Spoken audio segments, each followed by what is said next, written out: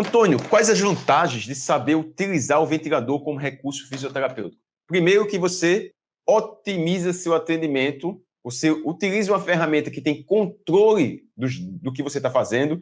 Então, se eu pego e realizo com ambu, eu não tenho controle, é manual. Se eu utilizo um ventilador para realizar uma terapia de remoção de secreção, eu estou tendo controle do volume expiratório que entra, do pico de fluxo inspiratório, do volume expiratório que você está medindo, que está saindo, está vendo se está tendo efeito, controla a pressão de pico, mantém uma PIP, uma pressão expiratória positiva, reduzindo aí o colapso de vias aéreas. Então, você controla os parâmetros, você dá um suporte para o paciente. Outro ponto, você consegue realizar condutas que você não conseguiria realizar de nenhuma outra forma. Então, o paciente está tracostomizado, com rebaixamento de nível de consciência, você pode utilizar o ventilador para gerar um pico de fluxo expiratório maior com hiperinsuflação.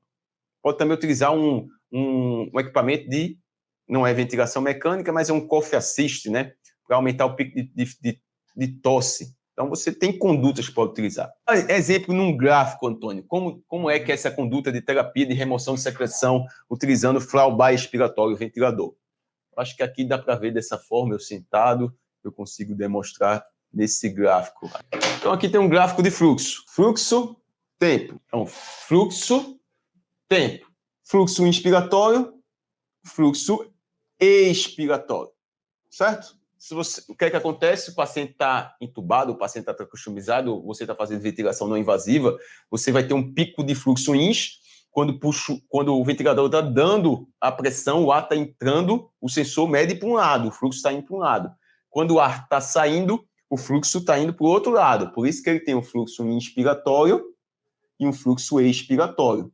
Essa velocidade vai sendo alterada com o tempo, né? Você puxa, o ventilador dá a pressão, mas a mecânica vai alterando esse fluxo.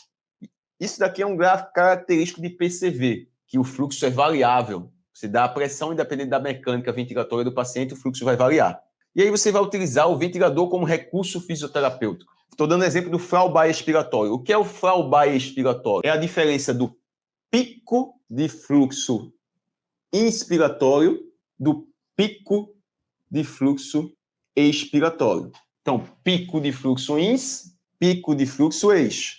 Quando você quer gerar uma terapia de remoção de secreção, você quer ter um pico de fluxo expiratório maior do que o pico de fluxo inspiratório. Por quê? O ar vai entrar lento e depois sair rápido. Você está fazendo o quê? Insuflando o pulmão e depois gerando um pico de fluxo expiratório. Então, deixando claro mais uma vez, coloca a mão no tórax e a mão no abdômen. Inspira fundo, devagar, expira bem devagar. Deixa o pulmão todo de ar. Agora solta com força. É isso que você está tentando fazer quando você quer aumentar o flyby expiratório, que vai ser a diferença do pico de fluxo ins, a diferença do pico de fluxo inspiratório em relação ao pico de fluxo expiratório. Então, é o pico de fluxo ex, deixa eu corrigir aqui, é o pico de fluxo expiratório menos o pico de fluxo inspiratório. E aí vão ter vários parâmetros. Vai dizer que pode ser em relação ao percentual, ou em relação à diferença de 10%. O que é importante? Importante você entender, quanto maior essa diferença do pico de fluxo ex em relação ao pico de fluxo ins, maior o pico de fluxo ex em relação ao pico de fluxo ins, mais você vai estar tendo o efeito da terapia de remoção de secreção. E isso você consegue fazer com o ventilador? Consegue fazer no ambu? Até consegue, mas você não tem um controle total. Com o ventilador mecânico, você tem um controle. Eu vou explicar mais na frente como você fazer esses ajustes. Então, só demonstra no gráfico rapidamente aí, Antônio, o que é essa diferença. A diferença é que você o ajusta aqui, ó. Se eu ajusto um volume corrente maior e controlo o fluxo inspiratório mais baixo, aqui está entrando o mesmo volume corrente que eu coloquei antes, e depois, com o recolhimento elástico, o que é que vai acontecer? Eu vou ter um pico de fluxo expiratório maior também. Porque eu estou dando mais volume e estou controlando em VCV o fluxo. Então, eu coloquei aqui, ó, 20 litros por minuto. 20 litros por minuto. Deixei um tempo maior, né, que está em VCV, você ajusta o volume, vai ter um tempo maior nesse fluxo aqui. Por recolhimento elástico, eu vou ter esse pico de fluxo expiratório. Isso faz uma terapia de remoção de secreção. Essa diferença entre pico de fluxo ins e o pico de fluxo ex. Você está dando um pico de fluxo expiratório maior. Então, essa é uma das técnicas que você pode utilizar. Uma das técnicas não, né? Uma explicação do que é o Fallback expiratório. Mas eu posso gerar o Fallback expiratório com várias técnicas. Posso gerar com hiperinsuflação do ventilador, como eu falei aqui, controlando em VCV. Posso associar o controle no ventilador com a tosse manualmente assistida, com a compressão torácica, né? Uma compressão torácica comprimindo sincronizado com essa fase expiratória para gerar um pico de fluxo expiratório maior. PIP, ZIP pode ser uma... Então, tem várias técnicas que você pode associar. Isso é uma conduta. É uma conduta. Então, você pode utilizar várias condutas com o ventilador mecânico, utilizando ele como recurso fisioterapêutico. Ô, Antônio, e por que não utilizar o AMBU para fazer isso? Como eu já falei, o AMBU, né, você não tem o controle total. Ele tem alguns até que tem uma válvula, que você aperta a válvula e vai limitar a pressão. Mas você não tem um controle de quanto você está dando de fluxo inch. Você não mede para ver a diferença, se está acontecendo a diferença um do outro. Você não tem esses dados.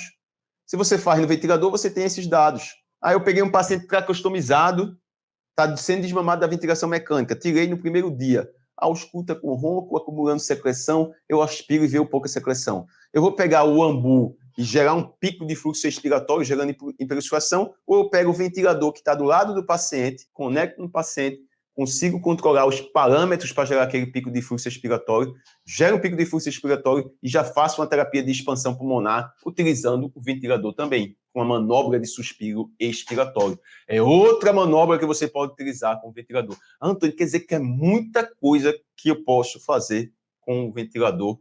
Sim. Pô, e por que não ensino dessa forma? Eu só aprendo a ventilação mecânica, o modo VCV, modo PCV, como realizar o desmame, passando de PCV para PSV. Isso aí que você aprende é o básico. Mas para você atuar com segurança e ser visto como referência dentro da fisioterapia e terapia intensiva, você tem que ter o básico, mas saber utilizar e definir as suas condutas fisioterapêuticas. Não só saber utilizar, né? Avaliar, identificar a melhor conduta, realizar a conduta e ver se precisa daquela conduta depois. E o que acontece muitas vezes, você está fazendo isso com um paciente, aí vem um outro profissional de saúde e diz, aquele paciente está precisando fazer fisioterapia. Aí é o que eu apresentei no começo. Fisioterapia é uma ciência, ele vai fazer faculdade de fisioterapia ou ele precisa de condutas fisioterapêuticas. Precisa que o fisioterapeuta avalie o paciente para identificar a melhor conduta. E aí você avalia o paciente e identifica a melhor conduta. E se toda vez você se comunicar dessa forma, explicando, eu como fisioterapeuta vou avaliar o paciente e identificar a melhor conduta. Ninguém vai chegar para você e dizer assim, otimize a fisioterapia. Otimizar a fisioterapia vai fazer uma faculdade melhor? Não entendo. Agora, você tem que ter essa capacidade. É mágica? É de um dia para o outro? Não. É com o tempo que você vai pegando esse conhecimento. Se você for treinado, se você tiver essa formação, você vai colocando em prática e desenvolvendo. Antônio, eu tenho que investir tempo e dinheiro para ter esse conhecimento? Sim, lembre, você está colocando, tem vidas do outro lado, tem pacientes do outro lado. Você não ter esse conhecimento, não só até você. Se fosse só você, aí é com você. Mas você não ter esse conhecimento, quando você for atuar na terapia intensiva, ou com pacientes críticos de home care, ou com um paciente lá que vai pegar de fisioterapia, que precisa do fisioterapeuta especialista em fisioterapia respiratória, você vai estar gerando condutas inadequadas, erradas para o paciente. Então, tenha essa capacidade de identificar a lacuna de conhecimento para trás de investir em informações que vão preparar você para atuar com segurança na terapia intensiva, para saber avaliar um caso concreto, para saber desenvolver o raciocínio clínico, para saber gerar uma intervenção fisioterapêutica e saber quando vai gerar aquela intervenção fisioterapêutica, quando você vai fazer aquela intervenção.